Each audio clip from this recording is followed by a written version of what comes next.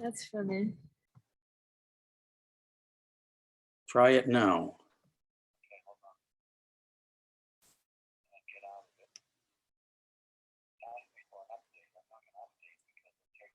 Yeah.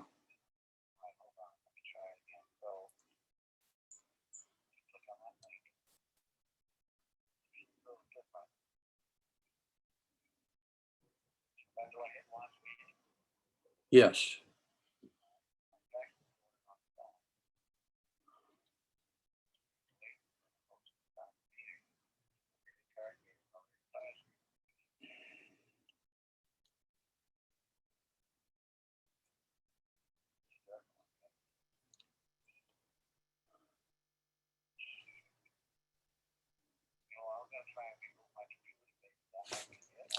Okay.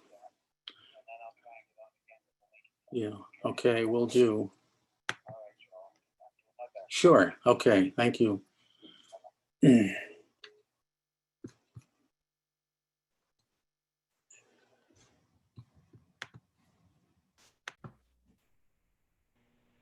Okay, Flip, you're on. Okay, yeah, finally. That was weird. Okay, Flip is on. Martha.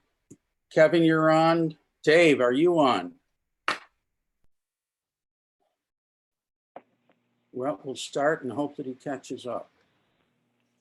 Okay, I just started the recording. It is Tuesday, August 17th at 7:15. This is a meeting of the Marina Advisory Committee. Announcements, open session, and public comments. Does anybody have anything? Okay, the first order business would be to review and approve the minutes dated July 14th. If you would take a minute to review those, please.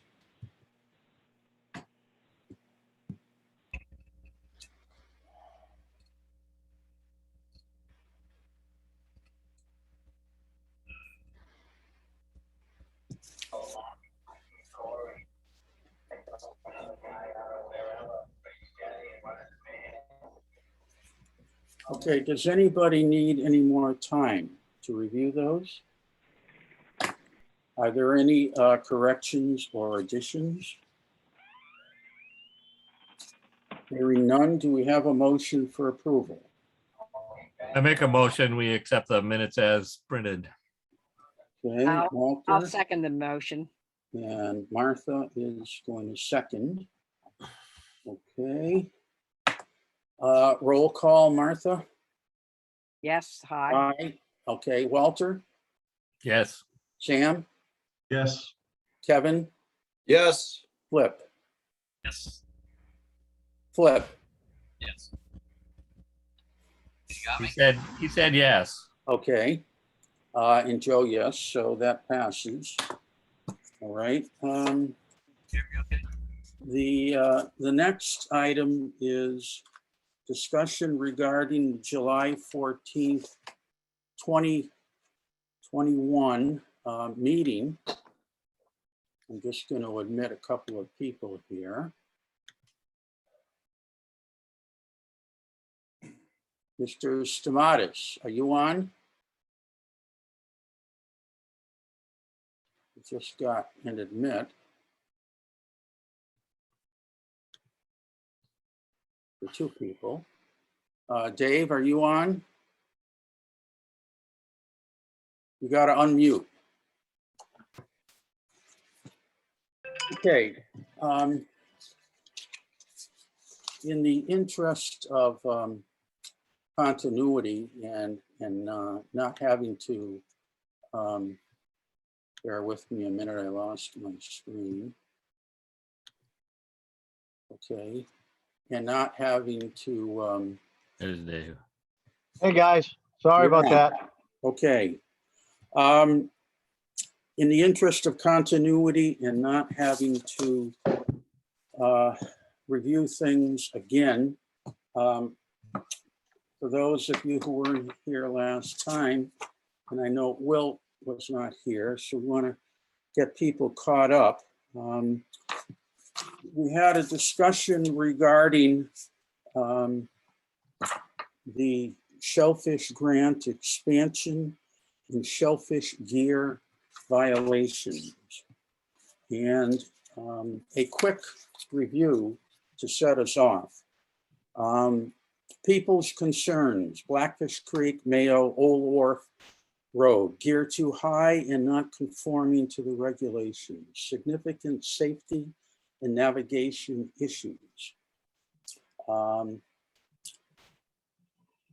The other issues were boaters in Mayo and Blackfish. Boaters are being driven into the channel. You can't moor boats at Mayo anymore. Gear not properly marked and boaters are confused by the buoys. Shellfish gear at the edge of the jetty. Confusion over where some grants should be. And members were unanimous in thinking that there should be no new grants or extensions granted.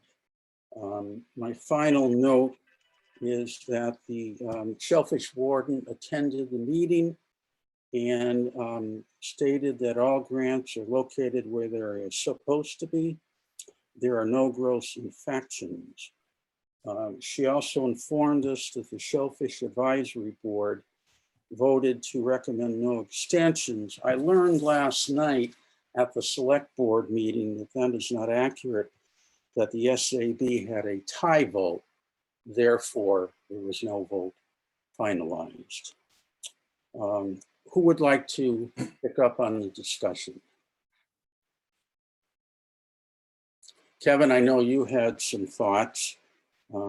Yeah, I was at the meeting. I fell asleep about 8 o'clock, so I'm going to try as best I can to stay awake for this one. My thoughts is we're not going to accomplish really anything, because on last night's with the Hilda grant, they're gonna give grants out. They're gonna give extensions out. I mean, I would like to make a motion that we present to the select board our feelings about no more extensions or grants to be given out until there is a plan, a balanced plan on public use of said properties.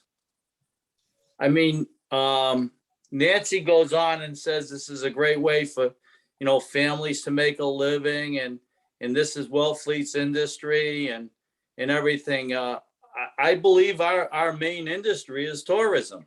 And if you take away public access, then you're hurting the tourist industry also.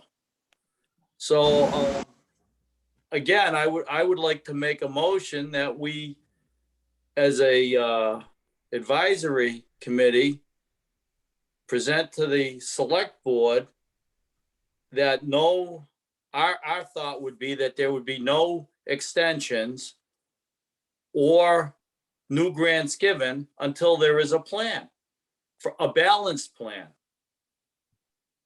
I would certainly second a motion like that. Joe, I think we should have some discussion first. John, what do you think? Yeah, I would, if it's okay with you, Kevin, can we have Absolutely. our discussion first and then formalize the motion? Absolutely. Thank you. Martha?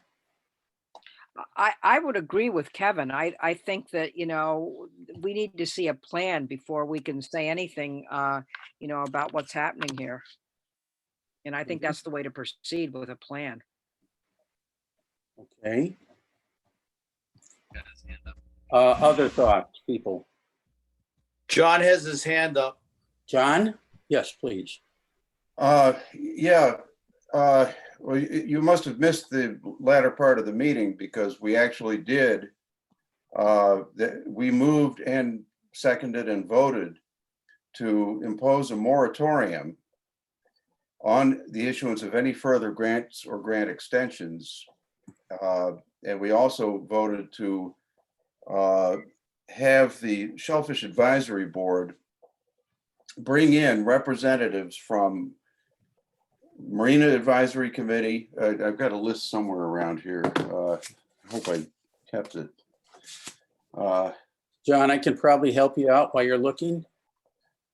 Yeah, A butter residents. yeah, abutters both upland and waterfront. Yeah. Marina Advisory Committee, the Harbor Master's Office. I know I'm missing something. But haven't grants already been given on Hilda? The only well, there are grants that exist on that property that have existed.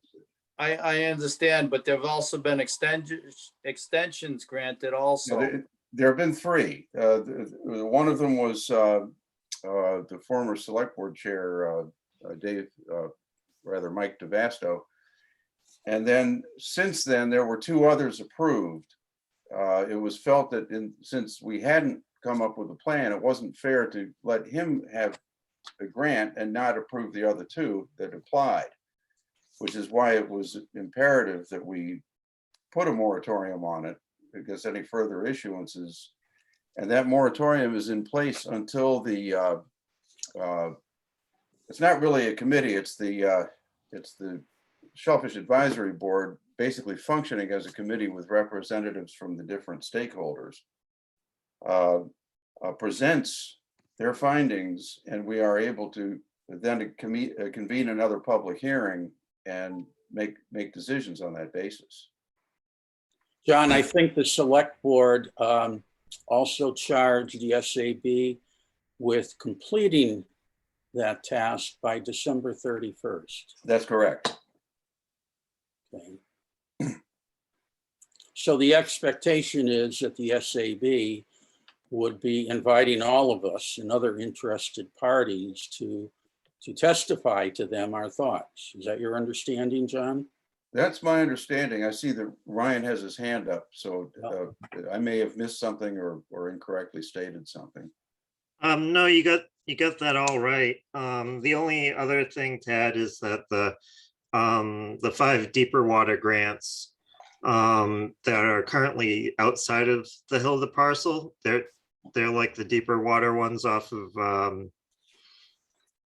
Indian Neck, that we're going to try to move them in, so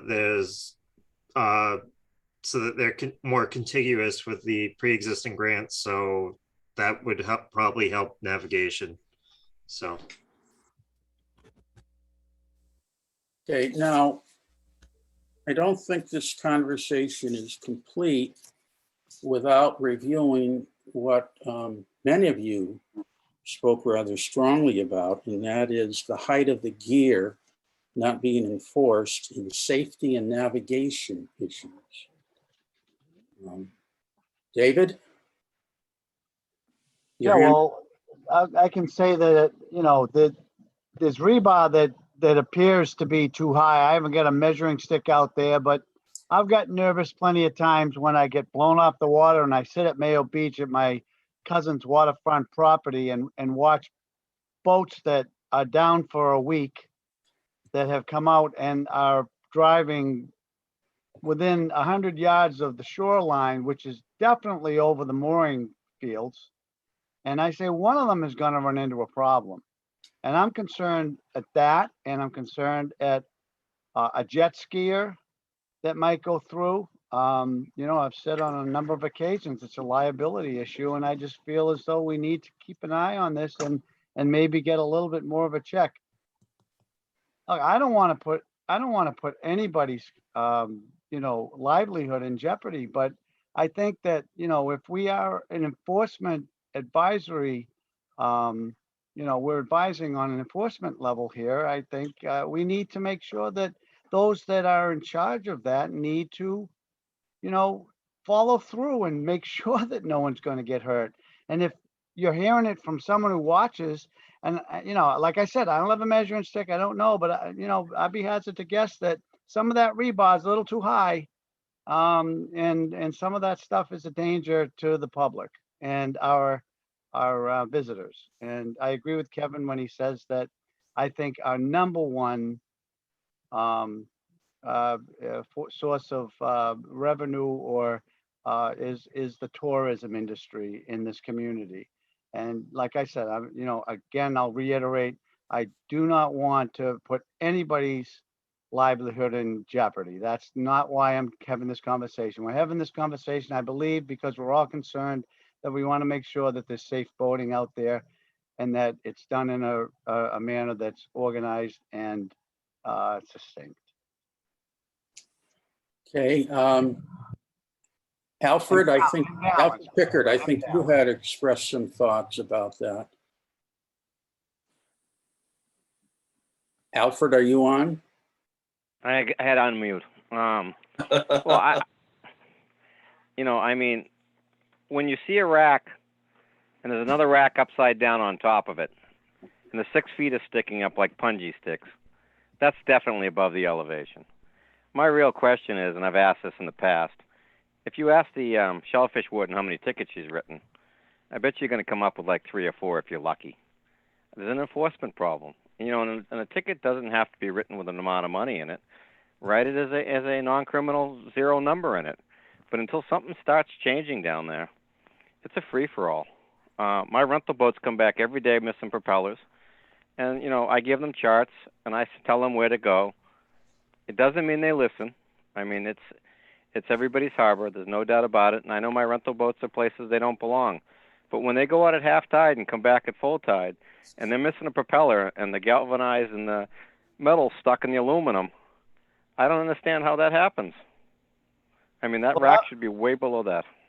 And Alfred, you tell them where to go, and sometimes they don't go. So think about the people that come out into the harbor that don't speak with you or don't have direction and go there anyway. So that's another issue, and that's no. I mean, and I don't like to use the word clueless, but there are people who don't really know where they are. We give them a chart. We go over the chart. We try to explain things. On our chart, we've taken the time to draw yellow dots where the shellfish grants are. We mark the buoys in colors. I mean, we do what we can, and people want to go see what they want to see. But I agree with David. A lot of the people don't have the luxury of talking to somebody who tells them to stay away from everything. But I mean, when I see rental boats go out and I look at the slip and I look when they come back and, at half tide, they shouldn't be running into metal. I mean, they run into rocks, but I mean, when you actually have rust in the aluminum propeller from when it hits something, that's usually a rack. But I mean, I'm not saying it's all that. And I think a lot of the shell fishermen do a good job. Unfortunately, we have a couple slobs, and for some reason, we don't want to talk to them from an enforcement level. Thank you. Does anybody else have any thoughts? Kevin, please. Just to share something that's pertinent to this conversation is I had a charter this week, and he's a windsurfer, and he comes to our harbor. He's an older gentleman. He comes to our harbor quite frequently, or had. He won't come into our harbor now because he's afraid of falling off his windboard or whatever the hell they call it, and getting skewered by some rebar. Yeah. And that's something, until he said it, never dawned on me. So Kevin, you were also the one who talked about the fact that small boat moorings can no longer fit in at Mayo. I'm just sharing some thoughts for some people that have been here since God knows when. We started coming back to the Cape in the 70s, and I remember boats moored all up and down Mayo Beach, and now there isn't any because of the scope and landing on grants. And I get it, and like David said, I don't begrudge anybody from making a living, but there never seemed to be a plan to have a balance between recreational boating and the shellfish industry.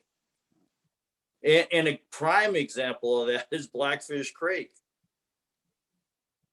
Yeah, I was gonna mention that. I was just in there about a month ago. And between Old Wharf Point and I think it's Field Point or the other point right across from Pleasant Point there, you don't know which way to go in there. There's buoys everywhere. And there should be a channel through there because the creek goes up to the highway basically. And I was up there middle of the tide and you didn't know what was a grant or nothing. I mean, out to the west in the open creek, it's not bad, but once you get up towards Old Wharf, forget it. You don't know which way to go. Flip. Flip. I mean, yeah, we've all known about the potential hazard with all the new equipment and the extension of grants and all that. And we did discuss a little bit about doing, you know, the potential channel markings of these areas to let people in and out and understand it, and maybe some hazard buoys. I mean, that's been discussed. I think that from our committee standpoint, you know, in a safety aspect of this whole thing is we need to maybe come up with a design plan to try to help the Shellfish Advisory Committee and ourselves to try to commit to something that's, you know, maybe going to help us to adapt to this future of everything. And I've discussed it with some other people, and you know, the hazard buoy thing is, or designating different areas where you stay the hell away, and maybe you or designated channels. I mean, I know it's not in our jurisdiction to do this, but maybe something to at least get these people a little bit more aware than just a bunch of green buoys out there marking off grants. I mean, I don't think that doesn't help the average kayaker. They don't know what the hell that is. Even if they pick up a pamphlet, they don't know. You know, so I think from our committee standpoint, I think we need to just kind of maybe draw out something to try to say, you know, work with the shellfish people, obviously, to try to figure out what makes sense. Well, I think all of you expressed the need to have additional buoy markers in the Harbor Channel and Blackfish Creek as well. And in that discussion, it was raised as to whether or not we would be allowed to do that. So I called the Chief of Navigation, the New England Army Corps of Engineers office. And he said there was no problem with the harbor master doing that. He just wanted a sketch plan submitted to him, and he would approve it. Is that something you would be willing to do, Will? Certainly. Okay. Now, we also had an offer from Alfred Pickard, representing Wellfleet Marine Corporation, that the corporation would be willing to donate the additional buoys. Is that offer still good, Alfred? Yeah, I mean, I have buoys, you know, I mean, I think that they should be small buoys, and I think they need to be close together so that, I mean, I call it the yellow brick road, but I think if we can at least get one side of the channel very well defined, you know, and then work at the other side. But yes, I'm willing to make a donation. I mean, I had 4 propellers today I replaced, which isn't the shellfish community's problem. It's mine because I do rental boats. But I mean, if I can get 4 people not to run aground and not be unhappy at the end of their rental, I'm ahead of the game. So yes, I'm willing to donate and work at it. I also said that, you know, between the pier and the breakwater, I mean, if we could install them, I said I would take care of helping install them. Okay. I developed the following motion I'd like you to consider. That the Marina Advisory Committee recommends that the harbor master add additional channel markers to improve navigation in the harbor channel, subject to approval by the Army Corps of Engineers Navigation Section, New England Division, and that additional channel boundary markers also be placed in Blackfish Creek. In addition, that the offer made by Wellfleet Marine Corporation to donate the additional buoys needed be accepted. Joe, what about along Mayo Beach and towards River? Can you speak a little louder, Flip? What about Herring River area or Mayo Beach? Mhm. I mean, I think those grants are just as more dangerous, to be honest, for the average guy coming out than, you know, Blackfish Creek. I think a lot more people launch from the Mayo Beach area than they do from Blackfish. Not to discredit Blackfish, but I think maybe we should add something in that area as well, to try to avoid something happening there too. I mean, you should really address all the grant areas, I think. Me personally. Okay, discussion on that. Well, I think one thing, and I agree with you, Flip, that those are big issues. I think that there needs to be some enforcement regarding, you know, what Alfred had mentioned about the, you know, the flipping and the stacking on, you know, on the grants, and that there's probably some height issues there, and you know, someone probably should, you know, probably walk out to those grants and speak to, you know, those grant owners and you know, enforce it and make them adhere to the regulations that are already in place. If that's the case, Well, the person who is in charge of enforcing, the warden told us last week that there are no infractions. So where do we Well- go from there? I don't know. Oh, my point being is that you've done, you know, if you just do 3/4 of the grant area, why wouldn't you just do all grants and try to make it I agree. more equilateral for everybody out in the water, so that it's like, you know, not a whole new issue next year when we're trying to figure this out. So do you want to add, Flip, to that motion that additional buoys be established in grant areas adjacent to the channel and Mayo Beach? Is that what you want? Yeah, I mean, it's a tricky area to try to figure out how to navigate. I mean, obviously, if you go up and around, and don't go across Egg Island to go into up the river, let's say. You know, that whole area is very, very, very, very much packed up with grants. So I don't know how we get the average boater off of Mayo Beach and through the grants. Is what I'm trying to figure out. Safely, people that are maybe launching a kayak for Powers Landing or a small sailboat or even a motorboat from the yacht club. Where are they? You know, where are they supposed to go? I mean, right now it's like you just stay away from the grants, but it's unclear. And then you got Old Saw sitting out there in the middle of everything. It's like your only way around. So, I'm just worried about the small boaters. I mean, I've always been really worried about sailboaters in that area because they don't really understand the. Flip, but that's been my point. There was no plan when all this was given out. Well, there used to just be sticks out there and oysters. You know, now it's a whole new Right. And there's just no plan. It was like, oh, and now they want to take it and extend people's grants. So then they pack more and more grants in out there. I get it. It's got to be a happy medium somewhere, and safety. I mean, everybody's using it.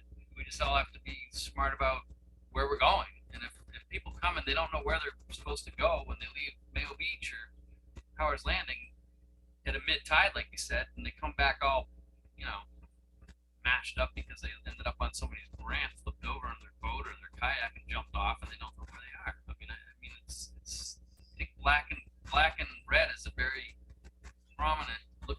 You know, stay away from these areas as opposed to these green markers. That's my point. I just don't think that the green markers do much for safety. Joe, what about if we say all kind of existing and future grant parcels or whatever the right terminology is for that, so that we have a longstanding, so we're kind of protected as future grants are extended. And, this whole navigation thing really should apply to, as, existing as well as future grants. Because like you guys said, it's only going to get more complicated. navigation wise, so. Okay, I'm adding that in now. Rather than be too specific, make it a little more general, just so that we're protected or we're covered, I guess, for future as these areas change, we're kind of applying the same rules and regulations to those as well. Okay, Where all the grants are, not just. Yeah, exactly. let me I'd read like it. a, Joe, I'd like a timeline too as to when this is actually gonna happen. I mean, it's nice to talk about it, but maybe put in the motion that we have a date specific on when we can get this done. We already have someone that is willing to donate some of the things that the navigational aids that'll help us with regards to the channel markers. I'd like to see some time specific end date as to when this is going to be. I don't want this to go on and on. I want it to be done. I think everybody does. So I think that's something else that we should charge our motion with a specific timeline or a specific time when we can get this done. Will, what are your thoughts about when this could be done? Well, the first thing would be to check with Alfred on when he can get them. That seems to be the thing, but I if think he he can, said he has them already. okay, if he has them already, then we could go ahead and put them out now, or we could wait until the spring, being that most private aids to navigation come out in the wintertime. I think we should do it for next year. This year is pretty much over. But, for June 1st next year would be a date to shoot for, I think. We'd be more practical. Well, if you're gonna, first of all, I don't have all the aids. I have some of the stuff. I mean, I've been collecting over the years because I hope this went somewhere before now. But I guess what I would be more concerned about, David, is that we actually get a plan to show where this stuff goes and get it approved before the middle of the winter, so that we're not chasing in the spring. I mean, would that make you feel better in that aspect? I think so. I mean, It- one consideration is spring is really a hectic time for everybody. Another consideration is in establishing that plan, are we not going to need some assistance from the Shellfish Department about, where the buoys are going to be established and if the present grants are where they supposed to be? Well, I don't disagree with that, but the reason I'm suggesting it is because, I think along, and this is only my personal opinion, between the L pier and the breakwater, I mean, I would put smaller buoys, maybe 3 times as often as a grant marker, being the right color for that side of the channel. I mean, you need a minus tide, and you use a screw anchor, and you put them in, and then they'll be there for the summer. Because I think if you can, I don't want to say rope the people in, but I mean, if you go down the highway and the yellow line and it's segregated, and you realize that you've got to stay to one side or the other because we can't make a complete straight line, or I should say a solid line. But if we put the buoys in that way, it's going to take a little bit of time. I'm more concerned. I'm glad that you're considering this, but I'd be more concerned about coming up with this plan, because if you're going to go up Blackfish Creek, are you going to put 2 big buoys at the beginning of it and then use smaller buoys so that when you get up and you fork off to Lieutenant Island Bridge way, or you go the other way? I mean, I think you're going to have some type of a, and I'm not saying that this is going to be a highway. Please don't take it that way. But I think that, we need to give some consideration to where the grants are, how far to stay away from the grants, and if one sticks out further, we need to take that in consideration so that we haven't got a zigzag to try to make this so that people can see the straight line of buoys. Yeah, exactly. That's where it gets really, really, really cumbersome for Will or whoever's going to be. It doesn't really come down to the people who have authority to make this plan, the harbor master and the Shellfish warden. The harbor master is the only one who has the authority to put them down and where they go. And the shellfish warden is the only one who has the authority to correct any grants that are not in the proper place or marked. And that was an issue that came up last time as well, that there are not regulation buoys being used and not always buoys being used.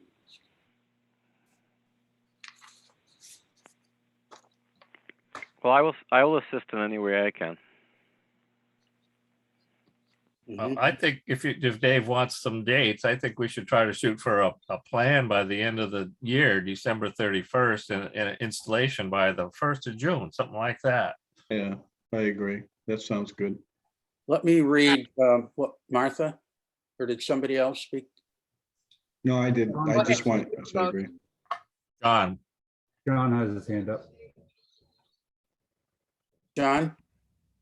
Yeah, well, I was gonna say that plan tallies with, the desire to complete the, the Shellfish Advisory Board's committee, so to speak, work by the end of the year. And it's just on the level of how to do it, it seems to me that if, we're talking about like going into Blackfish Creek, for example, the grants that are off to your port side as you're going in, I would think would be, the boundaries would be appropriately marked with red buoys that you would, I'm sorry, green buoys that you would stay to the right of. And any grants over on the Lieutenant Island side that could potentially pose a hazard would be marked with red ones. The only other thing I could think of would be, the red and black banded ones for obstruction, but I think we're talking about marking a channel, right? Well, depends on where you are. well, the rule is red right return, so you wouldn't want, if you were coming back from the highway, you would want red buoys on your right-hand side on the Yeah, start. well, that's what I'm saying. So those on the Field Point side, where the grants are over there, I would assume want red ones. Right, correct, yeah. And on the Lieutenant Island side, there's a few, I think there's a few grants kind of right off the edge there that might be worth avoiding. It'd be worth marking with green buoys. But anyway, that's just my thought because I take charters in there sometimes myself, and I avoid anything anywhere near Pleasant Point because I don't want to get my centerboard into somebody's gear. I stay over toward the mooring field if I go in there at all. Let me read the original motion I put out there with your comments added in. The MAC recommends that the harbor master, working with the shellfish warden, add additional channel markers to improve navigation in the harbor channel, subject to approval by the Army Corps of Engineers Navigation Section. And that additional channel boundary markers also be added in Blackfish Creek. In addition, additional buoys are needed around existing and future grants that are awarded. The plan to be submitted by December 31st and implemented by May 15th. Discussion or second? One thing I would ask is that a member of the Marina Advisory is tasked with aiding me in that process to make sure that they get what the advisory committee would like to see.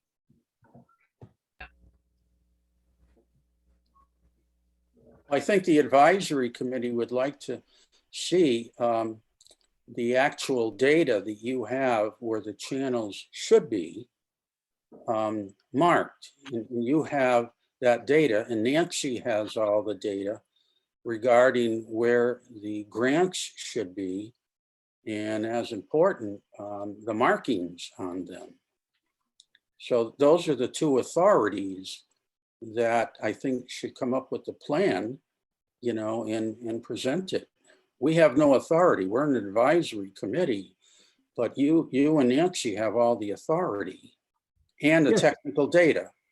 Yes, we have the authority in the technical data, but we would certainly like the advisory board, someone to work with us to complete that.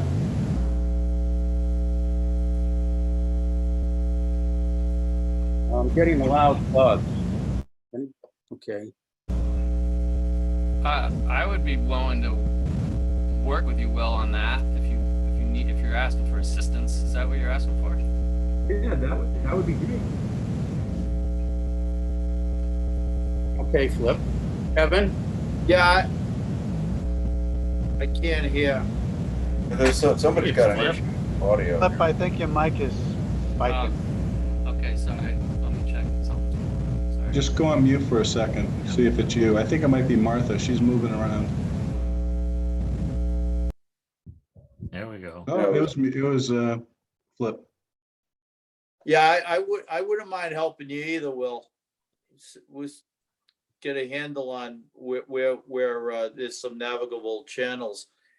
And I didn't even think of it until Flip mentioned it, that whole Heron River and off of Chiquesset and everything. And I'd be happy to help too. Okay, Kevin, with your working full-time, what is going to be your availability to do that? I can do it in the after 3 o'clock. I'm back. Okay. Flip, your availability? Right now, that's hard doing. I know you're working full-time. Well, I'm in a weird situation. I can do it whatever you guys want to do. You just tell me the time and I can be available. Is my mic working? Okay. Mic? Yeah, we're getting the buzz again. Yeah, I don't know. There's something going on with my mic. Sounds like you're in China. Yeah. Sorry. Getting a heavy buzz. Yeah. All right, let me mute it again. Dave, your availability. Well, right now I'm committed to charters, 2 a day up until the mid-September. Anytime I get blown off the water, I'd be happy to be there. Anytime we can arrange a date that works for everybody, I'd be happy to be there. I'll avail myself at any opportunity.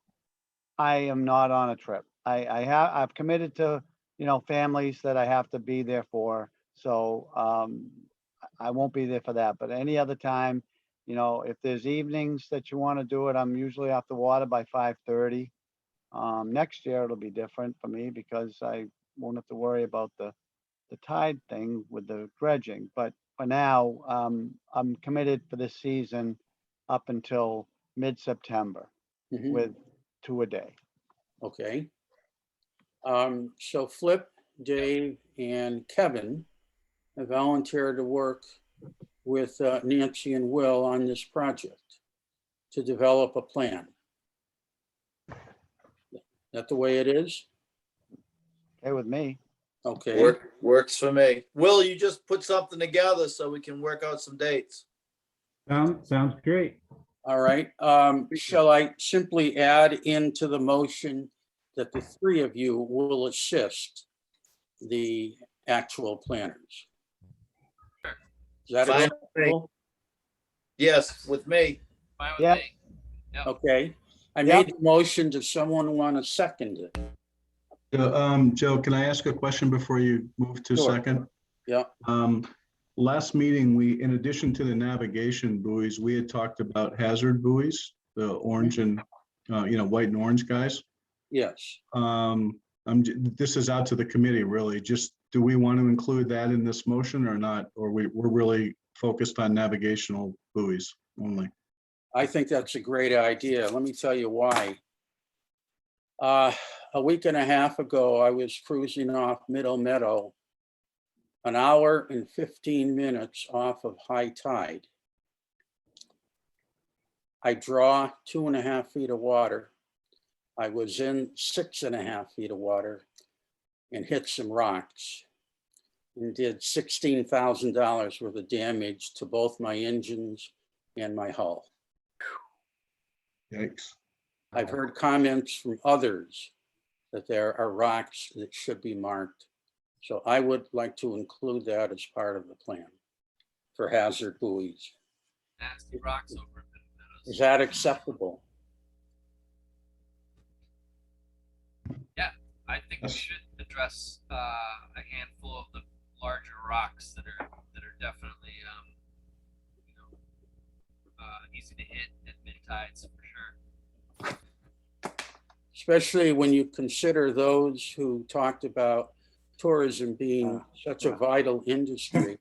And Alfred mentioned we have visiting boaters who, rely on the buoys and the markers. I think that's a reinforcement of it. So the motion was on and it was seconded by, who seconded it? I don't think we did that yet because I interrupted you. So Okay. All right. Do we have? I'll a second on that motion then. Okay. We'll call the roll. Kevin, Aye. Martha, Aye. Walter, Aye. Flip, Aye. David, Aye. Sam, Aye. and Joe, aye. The motion passes. Thank you. Joe, Okay. Joe, do you have to get, when you talk to the Army Corps of Engineers navigational guy, he said something about a sketch. Yes. Is there any approval of that or is it just a FYI wanted- thing? He was talking about the channel and the harbor. Okay, over which the Army Corps has jurisdiction. okay, So his sketch required is limited to that channel. just that. Okay, fair enough. And he said to me, I don't see any reason why I wouldn't approve. Yeah. Really? And the dog approved it as well. I guess he does. And an extra vote. He That seconded. should clinch it right there. If we want to have a plan in place by the end of the year, do we want to have Will and team put something together for, we'll say like November or something for us to look at? Is that, so we have some time to, review it and make a motion and formally approve it by the end of the year? What does the committee think about that? I think that's feasible. I'm fine with that. I know Will's got a lot on his plate, so, I'd leave it up to him to probably kind of set that course. Okay, yeah, it just, I'm assuming the December 31 in the motion is kind of when we would approve the plan. So we probably want to see something, a prior meeting before that at least, right? So, Will, do you have a November date in mind? Probably, whenever our meeting might be that month, considering Veterans Day and Thanksgiving. But whenever the committee's going to meet that month, that would be probably a good time. And also, We usually meet that second Wednesday in November to avoid the holiday. You want to set it then? sure, I will also reach out to Manny on the ATON team and get any input that he might have as well. Who is that, Will? Manny, he's the chief of the ATON team. Okay. All right. Kevin, I haven't forgotten your thoughts about a motion. Well, I was gonna take that motion off because, and I do apologize for falling asleep because I didn't hear the rest of the meeting last night that John had pointed out. So if that happened, then there's really no need I rescind my motion. Okay, now at the last meeting, the entire committee wanted, at this meeting, addressed a motion regarding our input into grant extensions and new grants. And based on that, I drafted a motion which I sent to you, which I'll read now. And please tell me your thoughts and the other members, whether you want to send this to the select board or not. The Marine Advisory Committee requests that the select board include members of the MAC in all future select board committee and board discussions regarding the issues of expansion of shellfish grants and the issuing of additional new grant leases. Given Seems like it's already been addressed by the select board. well, that's what they said last night. Yeah, but they put a deadline of December 31st for the plan to come in. What would you like to do? I'd like to know what John's opinion is on that. You want me to speak on that? Sure. I would. Okay, I would say it might be wise to wait and see what the SAB comes up with after meeting with all of the different various parties and coming up with a plan. Because for all I know, the plan may be to severely curtail any further issuances. I don't know what they're going to come up with myself.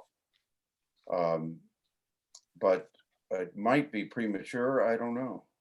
Well, if we didn't pass the motion, we can always raise it after December 31st. That's true. I'd like to know what Ryan thinks. Ryan is muted. And I'm clicking on asking him. Oh, there he is. So the motions we had last night were exclusive to the property or the Delta parcels.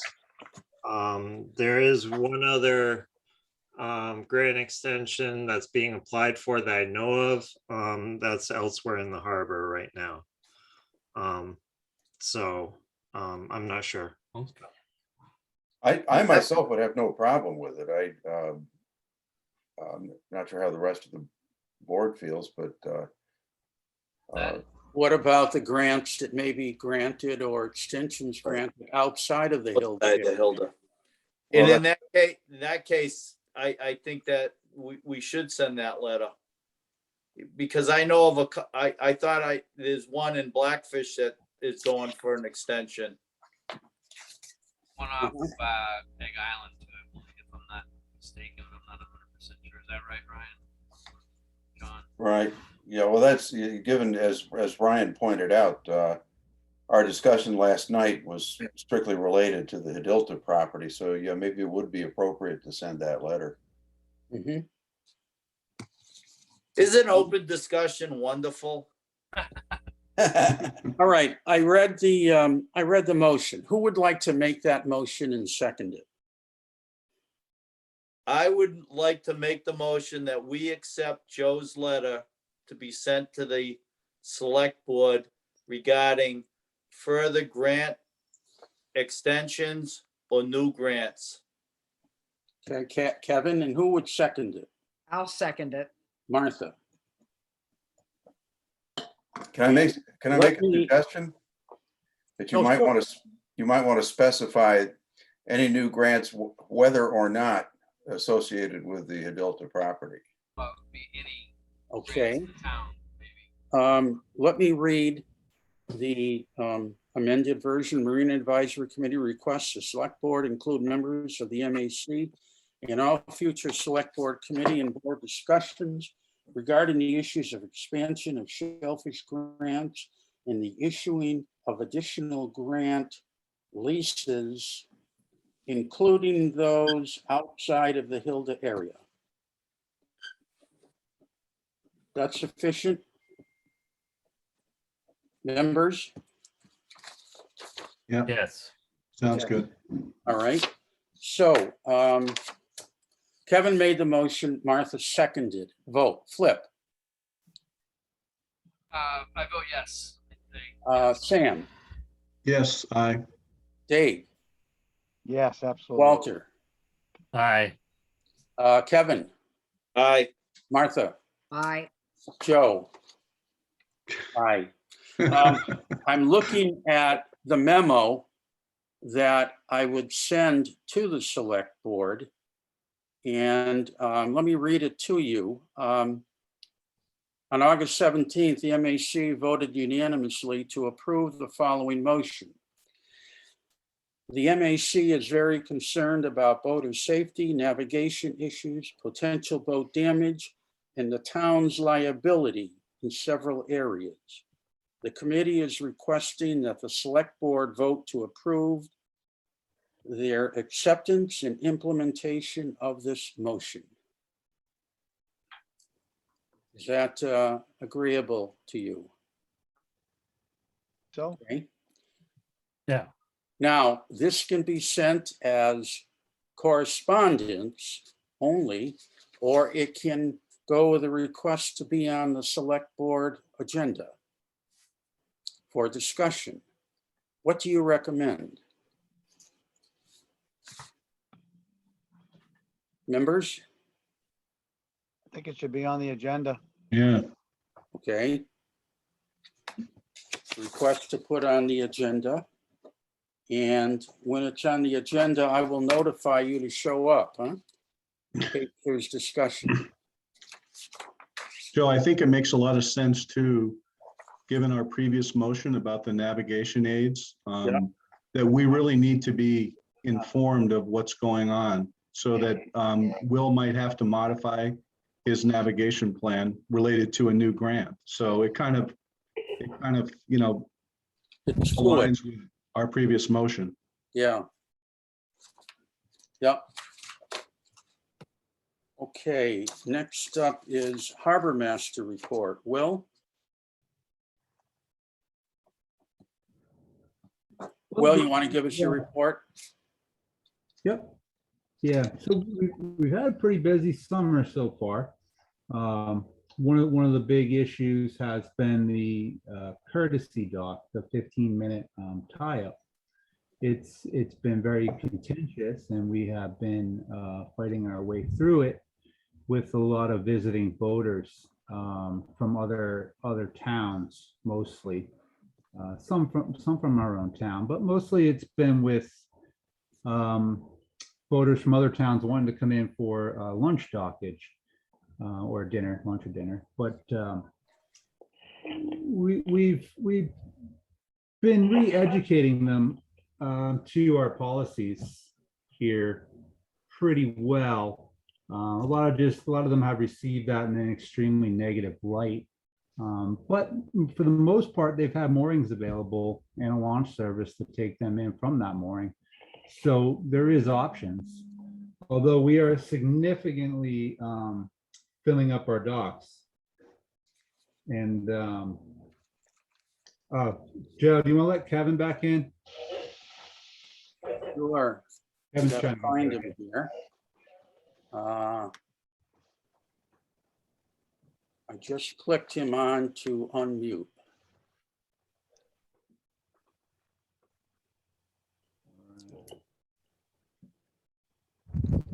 You get back in. Yeah, I don't have any indication that he's back in. Kevin, are you there? He's muted. Usually- I don't see sorry. him. I Turn don't down see my- him on, yeah, I don't even see him. yeah. Usually at the top of your screen, it'll say someone's waiting to come into the meeting. Yeah, it doesn't say that here. Let me just tell him real quick. All right, I told him to try again. Yeah, so it's been pretty contentious with the people coming in from other towns, trying to get on those docks. But we are giving them options. But again, the majority of the dockage here has been taken up pretty significantly by transient overnight boaters. I see that Ryan has his hand up. He might have a question on this.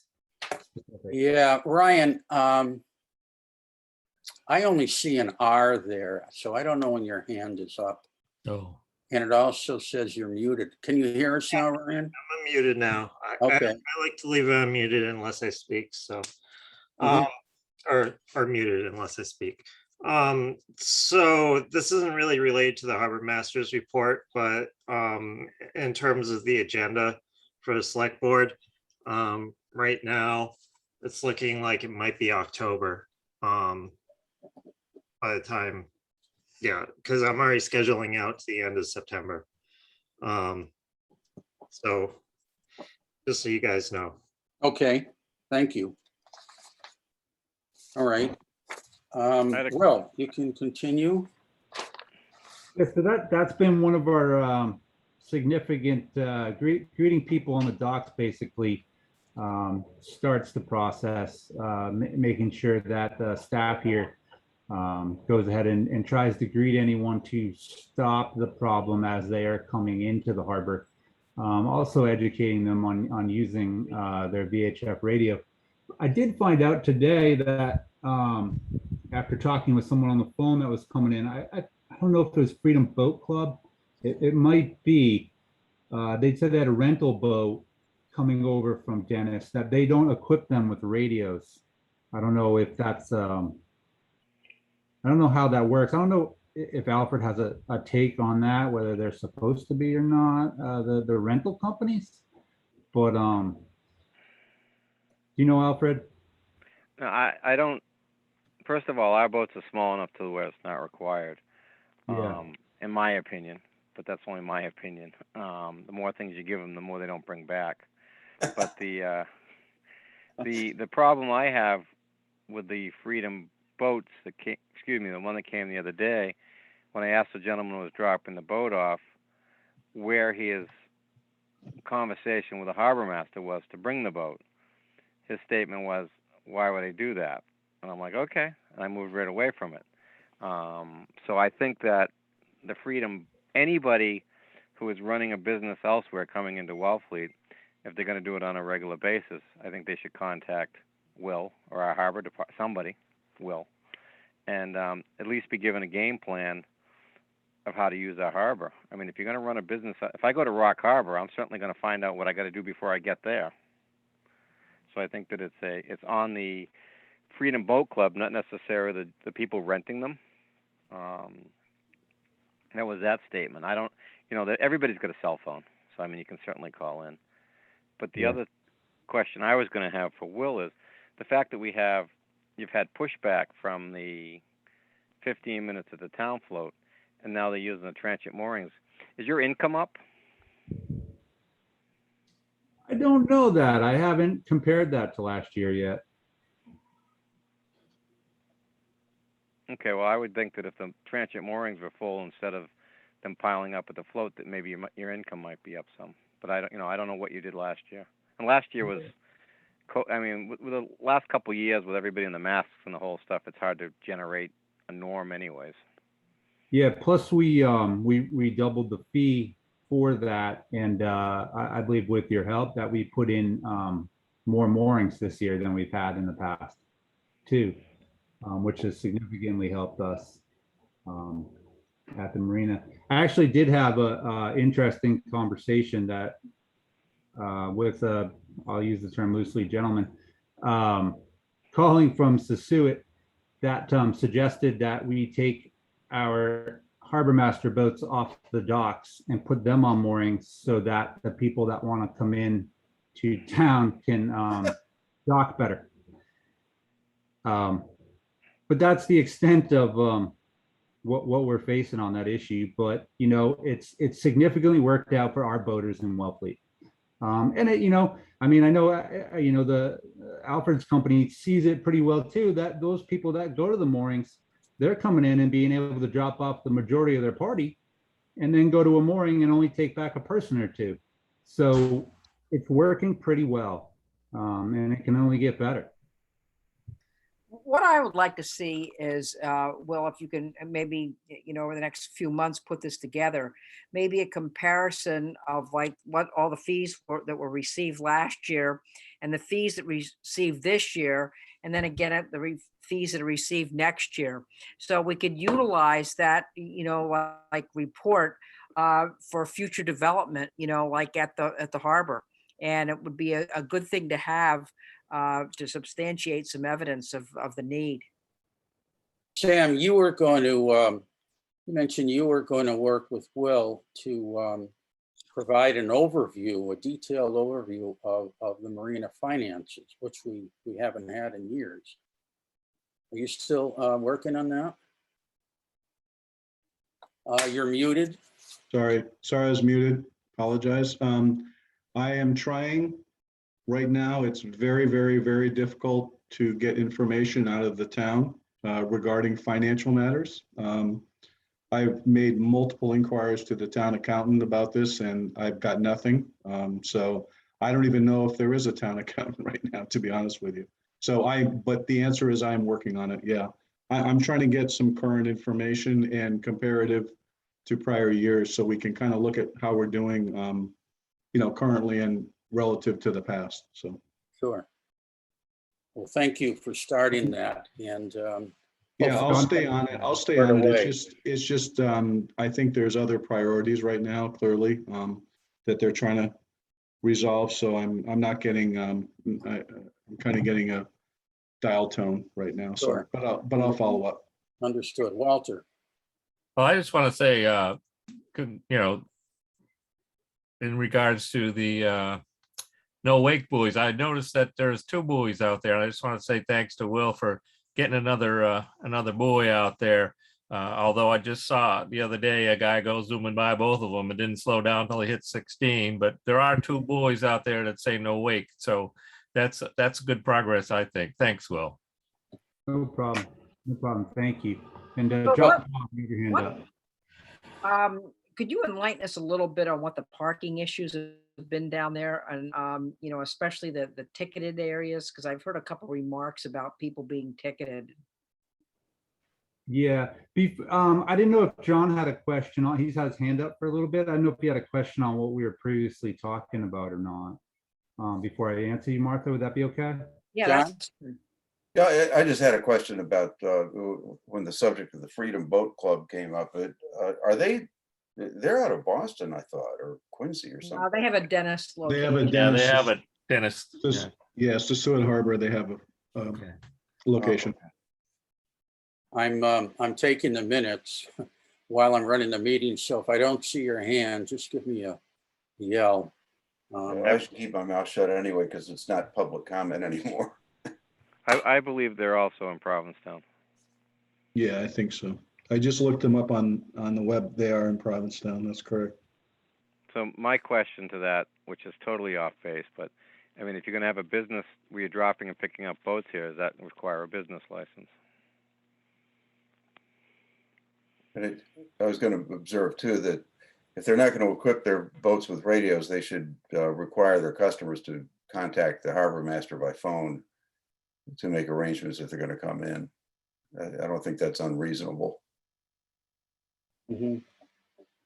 Well, can you give us an update on the installation of the new fuel tanks? But before that, should we answer Martha's questions, Joe? Martha. Yeah, I just had the question about the parking. I just wondered if. Oh, yeah, I'm sorry. Yeah, Will could give us a little update on that.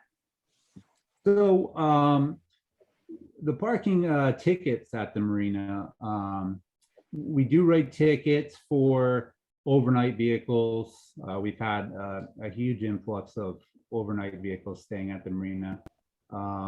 We've had a lot of people parking in no parking areas that we have painted orange instead of white. So we went around painting them all orange to, kind of make them a little more pronounced. And we still have, all those areas that they are still parking in. I think specifically the most contentious of those areas would be down in the trailer parking area. What we do and what we sign, and we put up a bunch of cones and stanchions down the middle And the signs lead the people, also we tell them when they buy their rent, pay their rent fee, that they need to park in the trailer spots on the right to be able to fill them up first, where most people have an extremely hard time backing up a trailer, if they can do it at all. They have a very hard time with it. And if there is people parked in the middle, typically they would park there first, just because it's purely easier for them. It makes it, you know, 1,000 times more difficult to back in a vehicle when you have that much less space. And then we get a lot of cars parking into the trailer spots too. A lot of cars will take them up when there's not parking in regular spots. So those are another source of extremely contentious tickets. Okay. Well, what about the fuel truck contract? The fuel truck contract, nothing has been done with that yet.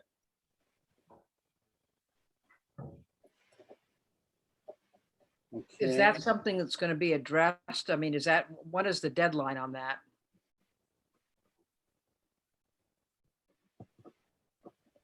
I would hope that a deadline would be in place with the installation of our new fuel tanks and being able to use the town and town council to find out what we can and can't do in the matters of that, and how to limit that or charge fees to that. I think that's something that they would have to weigh in on to give us the advice and guidance on how we could go about that. And also it matters, we've had several other companies, other fuel companies wanting to come down and sell diesel fuel to the fishing boats from the pier. So we would also have to look into whether we limit it to one, whether we accept and use business licenses and contracts with all of them, or we have some type of approval process that's made up by the town to do that. And that would also coincide hopefully with the installation of our new fuel tanks, where we will be utilizing bigger capacity and fueling our own harbor. So what's the process going to be for the determination of how all that's done? That we would have to reach out to the town administrator first Okay. and get their input on that. And sorry, the police camera's going off here. So we'd have to weigh in and meet with them first on that, and then move forward with how they want to address that issue. Okay. Any questions or comments on that issue? Okay. Will, did you have anything else? I don't think so. I had another question. Sure. What,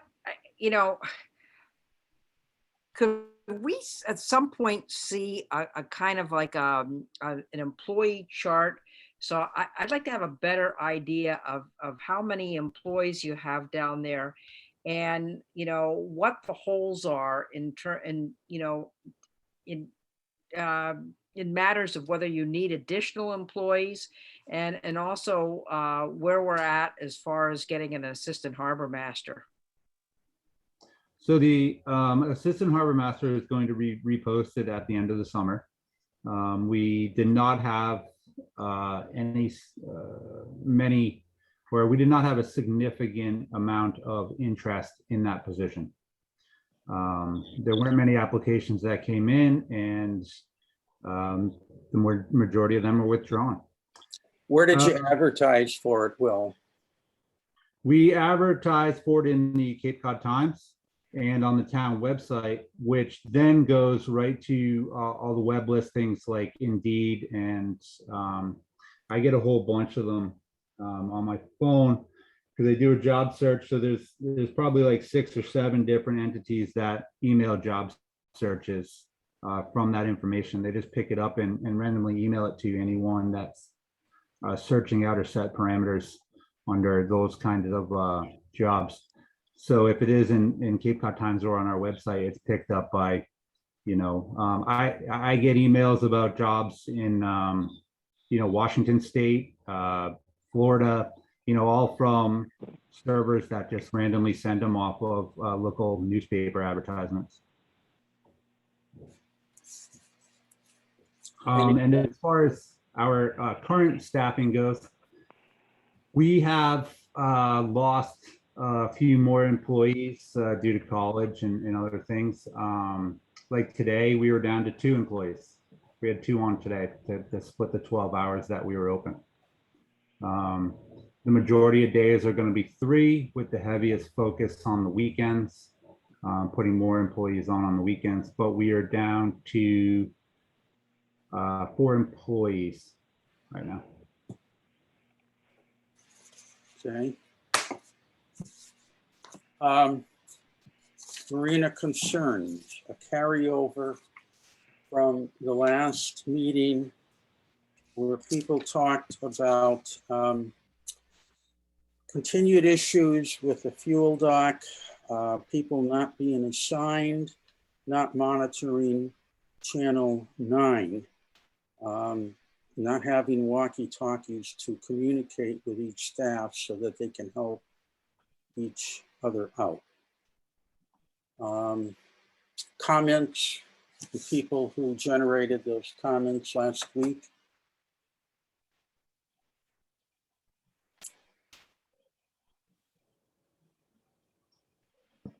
No additional comments? The problem solved? I don't think the problem is solved. I think it was brought up to have an employee on the fuel dock for the majority of the day. And I think that's a really good idea. And I hope that next year we can implement that. That's due to the fact that you don't have the help. Is that correct? Yeah. Exactly. I'm at the fuel dock pretty much every day since I'm right there. And I think Will and his staff has done a great job keeping the boats off the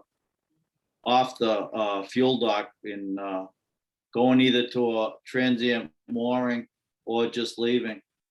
They're not going to get ice cream and dinner at Max. I mean, the fuel dock has been pretty open, actually really open. So kudos, Will. Thank you. Okay. Hey, could I chime in as an outsider? I actually mentioned something about this, the staffing at the fuel dock. I was chatting with some, with the TA about some, different issues and stuff. And he had suggested that might be the subject for, when we start discussing budgets over the winter, looking into budgeting for an extra staff member down there for next season to do exactly that. Just do nothing but staff the fuel dock. Now, I attended the town's finance committee meeting in the spring, at which time Will requested and was granted an additional $40,000 for personnel. So I think the money is there. Oh, okay. Anybody else on concerns?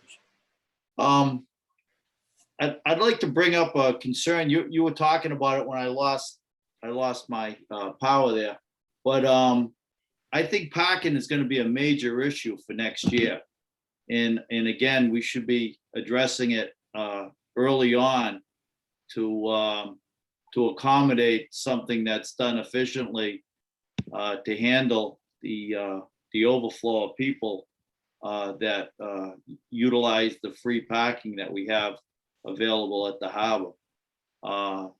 Most slip owners that I know have already been complaining about not being able to get a parking spot. So I served on the town's parking task force a year ago. There was a lot of time and work put in by the members.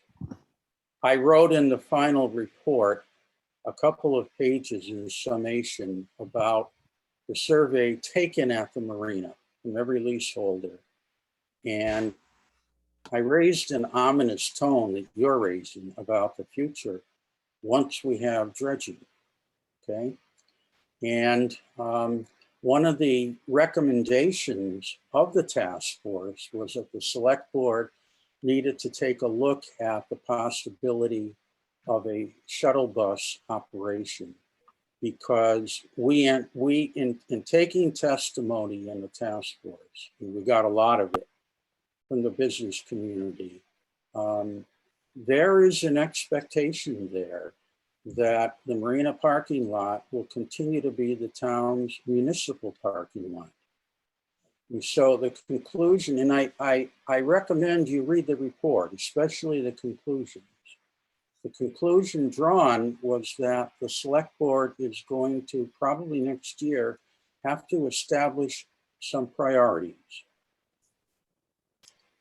regarding who is going to park where and how many. Joe, can I get a copy? Where can I find a copy of that? Because I believe it's on the town website under the dredging task force. all right, because Will and I, it seemed we attended every meeting. I think we missed one, or at least I missed one. And kudos goes out to the task force. They really did their due diligence on it. But parking is definitely a huge issue. And I mean, and it's an economic win-win for the town. I mean, you go up to Provincetown, you pay all the time. You don't go to Provincetown without paying a park, unless you want to walk 3/4 of a mile. And you got people paying money for slips and stuff, and they can't find a parking spot by their boat. Well, the other issue too is employees. I mean, there's quite a few parking places that are tied up for a 6 or 8 hour basis from a lot of employees that are working down there. Going back a The few shellfish years, department can't park their trucks in front. Their trucks is, I get down there around 3-4 o'clock in the morning, the shellfish trucks are all over the parking lot. Because they can't park in front of their building. Yeah, it's not just that. Yeah, but it's not just the shellfish department. It's the the people, the employees from all restaurants. No, I'm just saying that there's no parking for even the town employees Yeah, to put their yeah. trucks at the end of the night. Yeah, Because all those parking spots are being utilized by the restaurants. you're right. Right. I believe there's a place for the parking for them. And no, I do. I mean, we watched 2 cars pull in the other day, go between Mac's building and the town building and pull up against the window where the shellfish office is. Why can't we park out employee parking there for the town of Wellfleet? I mean, I watch people do that to patronize other businesses. So if the people are smart enough to do it on their own, maybe we should look at getting 6 parking spaces in there. And the other question I have, which has irked me for a long time, is when Captain Higgins became the Pearl and the gallery became the gallery, that parking lot was only for Captain Higgins originally. Now you've got 7 or 8 parking spaces, 6 minimum, that are reserved for the gallery. So the restaurant is even lost spaces that were originally designed for the restaurant. So, I mean, I don't know. It's nothing we're going to solve in a quick conversation. But I think as far as the town employees could certainly park in against the building. one recommendation of the parking task force was that the select board not wait, but address the issue soon. And I think we see it coming, as Kevin outlined, in less than a year, when people are going to be using their boats, now with the dredging of Area 1 of the Inner Harbor.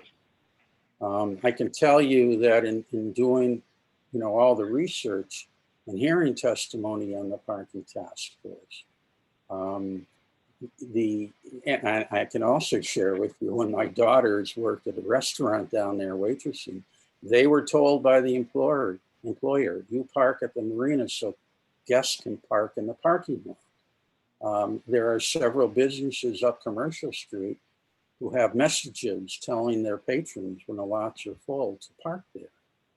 So I think it's going to be a very contentious, difficult issue that ultimately the select board is going to have to establish priorities and develop a plan on.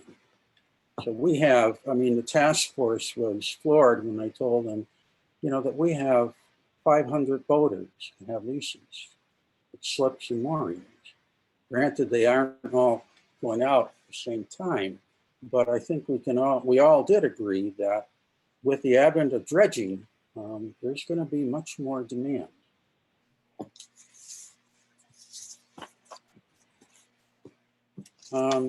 Marina Concerns, I've gotten a lot of comments and some complaints about the September 15th haul out date.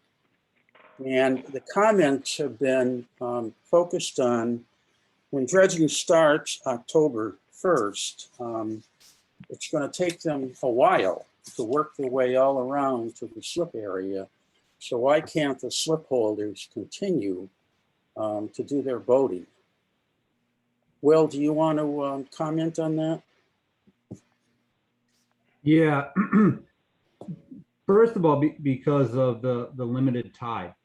So we only have a limited window, which is a short window, shorter than it's been done here in the past, to get all those slips and docks out. And then we have a limited tide where they will be digging in those areas.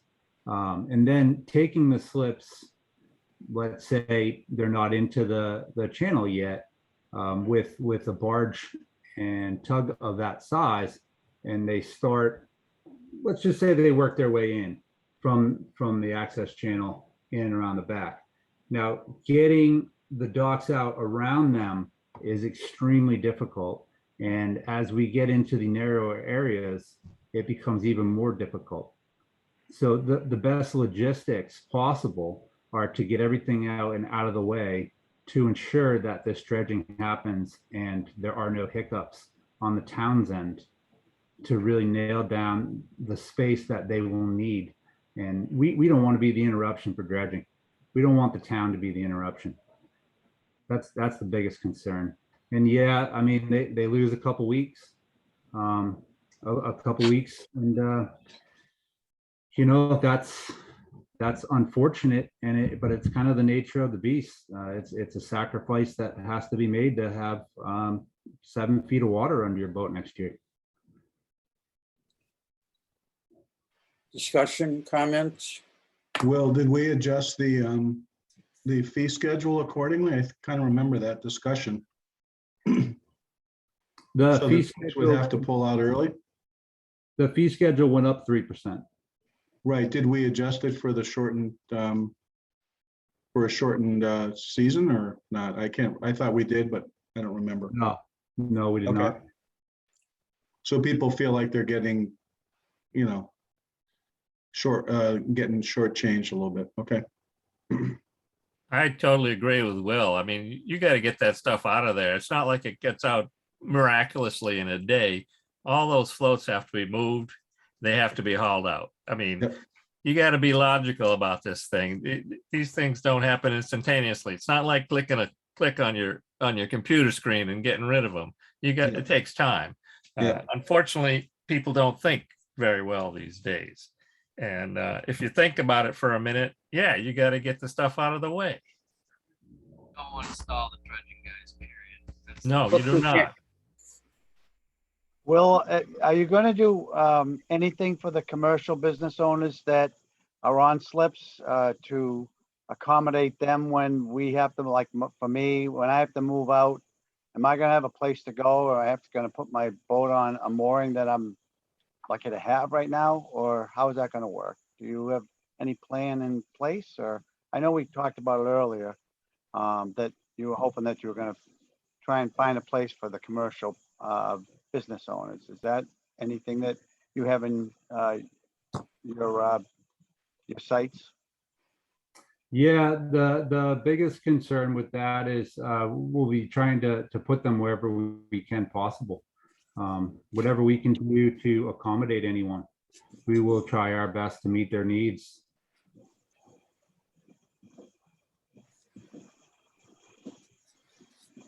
Any other discussion around that? Joe, if I'm not mistaken, they're gonna end up having to do behind where I am and Alfred, between the bulkhead to the to where they didn't dredge last year, right? Yeah, that's the amendment area, and that was approved. And that was approved, and is that gonna happen before? We don't know that until discussion with the bidders. And I'm going to get into that in a few minutes. But we won't know what the contractor has in mind. Most of us seem to think that he would want to start there. I mean, the gas stock would be taken out too. Just beginning of the project, would the gas stock be taken out? Any Joe, can you hear Flip? He asked about the gas stock. Does the gas stock have to be taken out? I didn't hear him. Thank you. I'm trying to help as an interpreter for Flip. He's speaking a different I language. always need interpretation. Okay, the question is raised. Will? If it has to be, our biggest goal is to get anything out of the way that we have to and adjust for that. We don't want to be in the way of the dredging. This is something that, you know, the taxpayers of Wellfleet, the state and the federal government have put up, you know, $20 million for, and we do not want us to be standing in the way. We want this project done, and you know, everyone's going to have to make a little sacrifice, and we can only just try to make it as comfortable as possible for anyone. Do you still anticipate the new fuel tanks being installed this fall, or will that be put off to the spring? No, we do not want it to be in the spring. The latest I would want it was this winter. I want to leave a lot of room for anything that may possibly come up, so that way everything is completed by the time that we are all ready to get going again. Mm-hmm.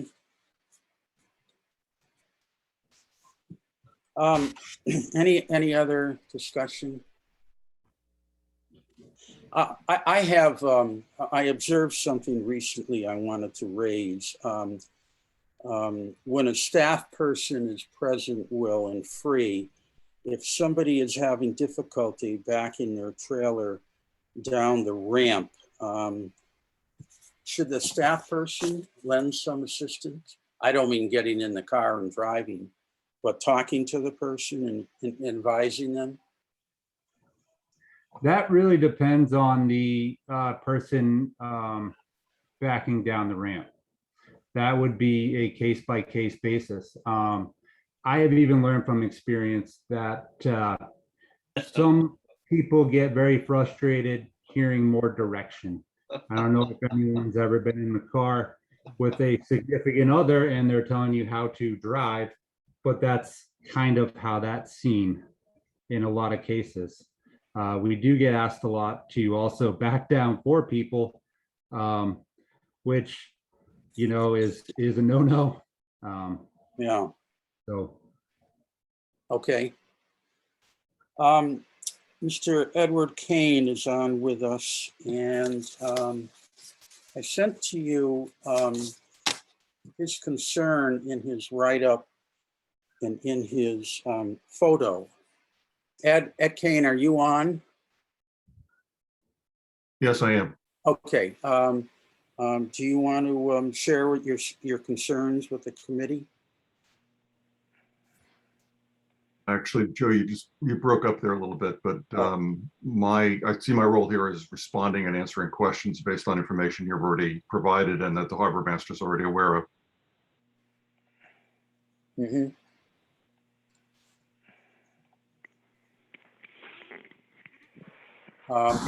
Any questions or Ed Kane, you're muted. Flip, can you turn the microphone Yeah, down? Flip, you're feeding back. Mute it. Okay, I have you now on, Ed. Do you want to talk a little bit about, you expressed some dangerous concerns?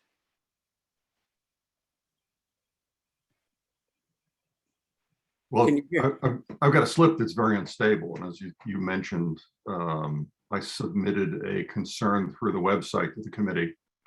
I don't know whether or not the committee saw that through the normal process. I know Joe told me that he had forwarded out a draft copy that I kept for myself, and had forwarded photographs out to the committee members that I had submitted along with that concern. So I think the picture speaks for itself, and it's not a new issue. It's an issue that's been, I think I first reported it when I retired up here. I moved up here in 18 after I retired. And so I've been raising this concern for 4 seasons. And the most consistent response I've gotten is, we'll work on that in the off season. But it is very unstable. It's dangerous. And as again, I think the picture speaks for itself. I took a walk down there. I was curious, and when I walked to the end of the finger pier, it sunk down to the level of the water. So, Will, do you want to comment on that?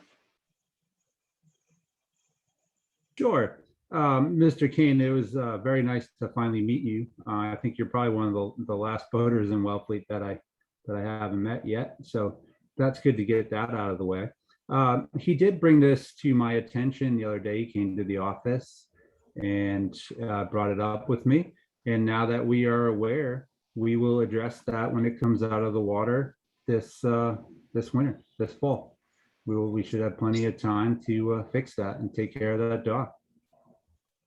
But I think he expressed it sometimes in writing to the other staff last year and this year, and it didn't get to you. Actually, he said that he's expressed it over many years, but no, this is the first I'm aware of it. Mr. Kane, do you have anything else to say, Ed?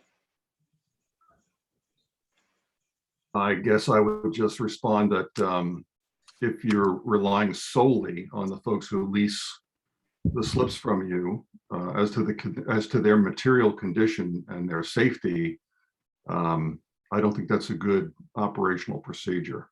Not claiming to not know something because the boat owner hasn't brought it to your attention is not a compelling defense.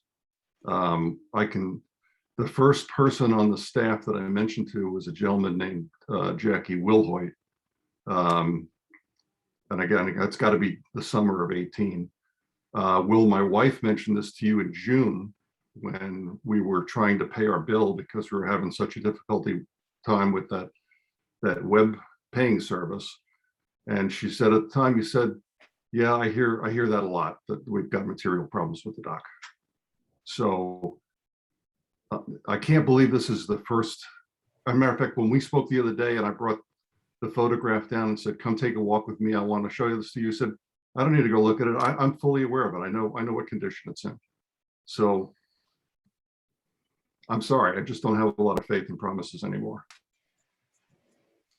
Well, I'm sorry for your feeling that way, but the reason why I knew about it was you emailed me before you emailed the Marina Advisory Committee about it. That's how I knew about the dock.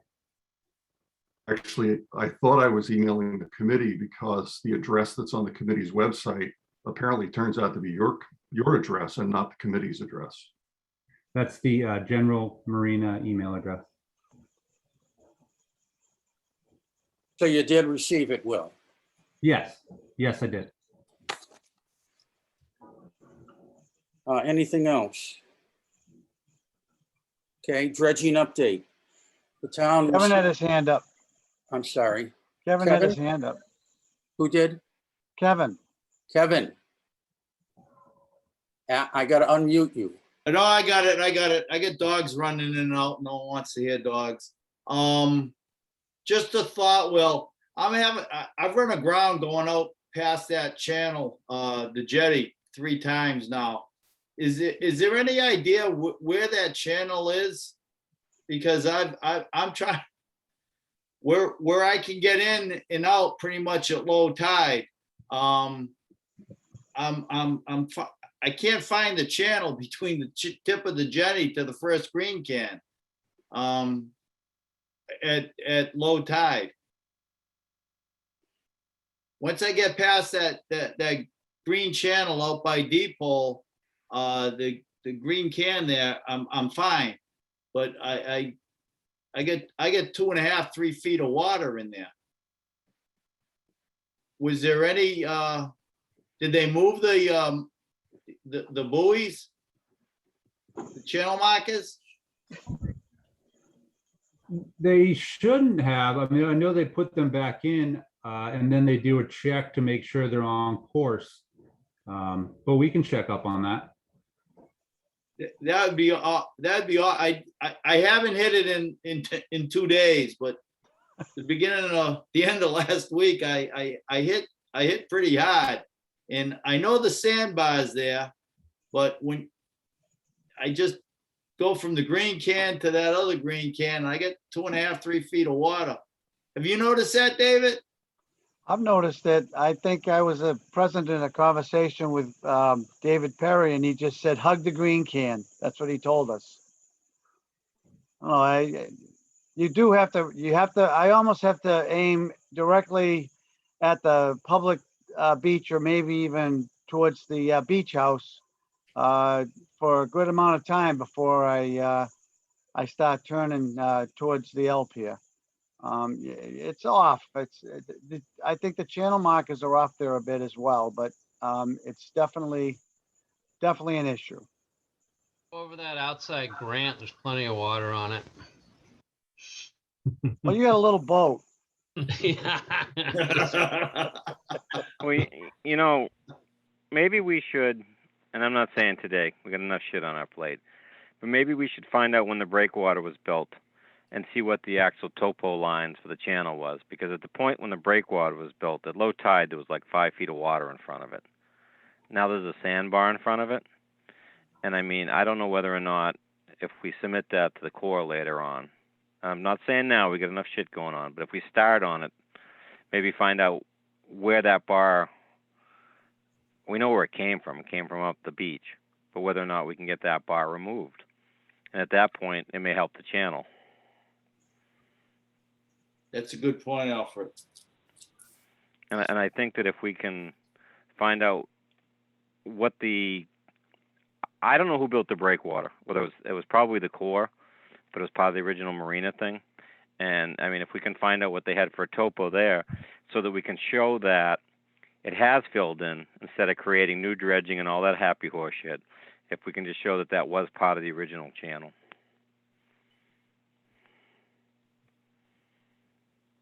Is it impractical to ask the DPW to do it? Hey, what's it take to get a curb cut? Oh, I know what it takes. That's why I'm being an ass. Any other discussion on that matter? Well, Okay, Joe, I agree with David in one aspect. Hillary was discussing doing beach nourishment for the whole town as a plan. And I don't know whether or not she started on it because of COVID and funding. But there was a discussion about putting sand back where it came from through grant money and other stuff. And I don't know whether or not she got some funding to do some engineering, and I don't know whether or not we can tap into that. It's worth asking her. Mm-hmm.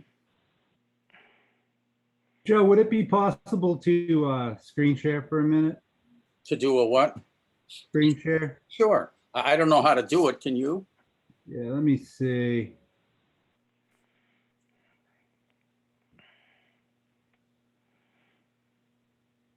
There we go. Is everyone looking at that? You can see at the bottom of the picture is the breakwater right here where the cursor is. Uh-huh. Everyone see that? Yeah. So that's where the channel should be, right in there. Let me try.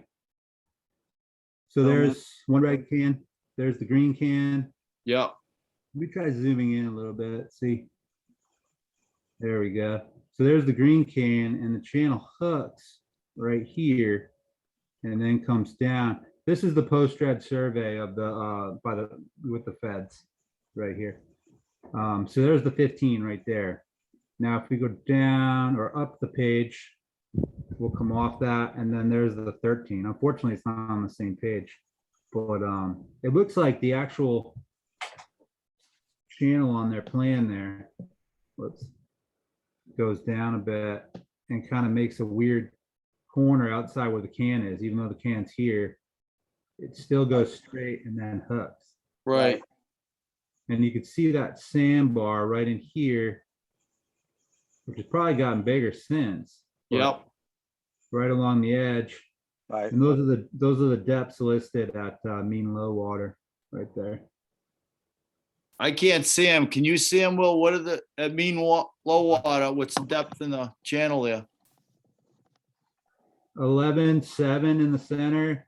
Right out here against that sandbar, it goes from 10 foot, 10.3, right to 2 to 4 feet. So in this area, it goes, well, if you follow this cursor, 4.5, 3.5, 3.5, 6.3, 2.0, 2.9, 2.0, 4.1, 2.0. Right over here, it's a 0.4. And then coming in 4.8 and then to 10.2 back on the edge of the. So it does make a really odd sort of widening right here. Right. And you can, looks like a boat right in there coming right down the center and kind of cutting towards this side. But according to the Fed's map, it goes out over to here before it hooks, which is weird that the buoy would be there instead of there, right? Right. Yeah. I think it should be back up here. Back up in that corner, Dave. Yeah. Yeah. It'd make it easier for us. You can kind of guide that way. Because if you start with your next buoy marker going for the green buoy where it is now, You're cutting it off. you're cutting it off unless you you're kind of going from here unless down you over really here. do hug to the right. Yeah. There's a lot of boat traffic sometimes too, and you got to keep an eye on that. So, and they Could you add- definitely don't know what the hell's going on. Could you add one red marker at the other side, or is that like not? Yeah, like right where you are there. Could you add a red marker there? Yeah, we have one right there. Oh, Yeah. okay. It's that corner flip. Yeah. It's I know what you're talking about. You're coming in and you grab that corner back at the beginning there. I see. exactly. Or you go from that green can inside, you line up with that other green can and you hit. That's where I must have hit with that 2 Right, point yeah. right in that edge. Yep. Yeah. It's a little narrow. Yeah, and it makes a couple odd cuts right there. Just erase all your GPS points and start fresh. I've been playing out there. It gets real, like it says there, it gets real shallow real quick. Yeah, it's It does. right here. You're into positives, so that's a significant jump. 10.3, 4.1, positive 1, 1.6. It stops the boat real quick. Yeah. Yeah. And people don't like when you say, that doesn't sound good. I don't mind. Yeah.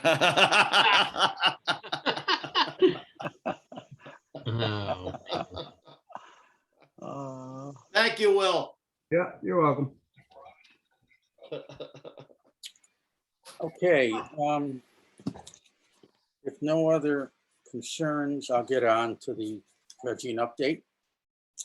Recently, the town was awarded a $2.5 million grant from the state dedicated to this fall's dredging. The target date is still October 1st.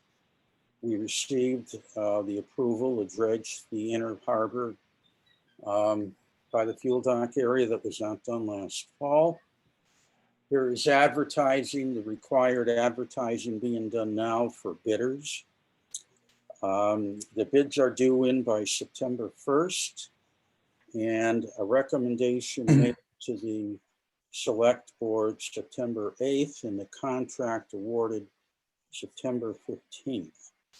The dredging window again is October 1st to December 31st. Anything on that? So they don't have a contract yet. No. Anything else? We'll set a date and have a motion to adjourn. I was looking at, given all that's going on, September 8th as a date. What do you think of that?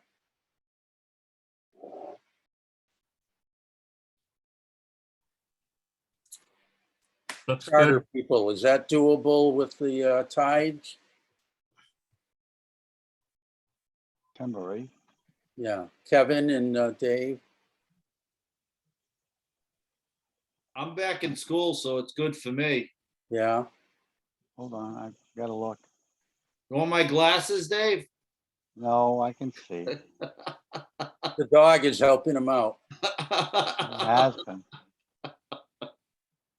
I have a trip from 10:30 to 3:30, so I can do it. Okay.